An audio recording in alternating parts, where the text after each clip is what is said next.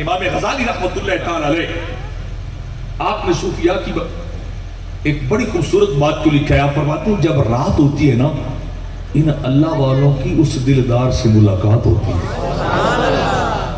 رات ہو جاتی ہے، یہ دربار مصطفیٰ میں چلے جاتے ہیں اور کرتے کیا ہے؟ امام غزالی رحمۃ اللہ علیہ فرماتے ہیں کہ اپنا دل مصطفیٰ کے سامنے کرتے ہیں. اس دل پہ انوار عرش سے آتے، دل مصطفیٰ میں انوار عرش سے نازل ہوتے. جب یہ اس کے سامنے کر دیتے ہیں، وہ جتنا کچھ آتا جاتا ہے سرکار ان کے سینوں میں ڈالتے جاتے ہیں.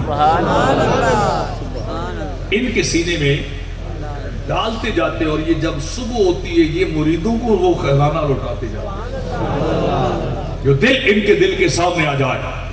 کبھی آپ تجربہ کر کے دیکھ لیں، سورج کے سامنے آئینہ رکھ دے، ایک آئینہ ادھر رکھ دے، ایک ادھر رکھ دے، آپ 100 آئینہ ایک خاص اینگل اور زاویے سے رکھتے جائیں، جو سورج پہلے آئینے میں نظر آئے گا وہ 100ویں آئینے میں بھی نظر آئے گا، وہ جا کے وہاں بھی نظر آئے گا.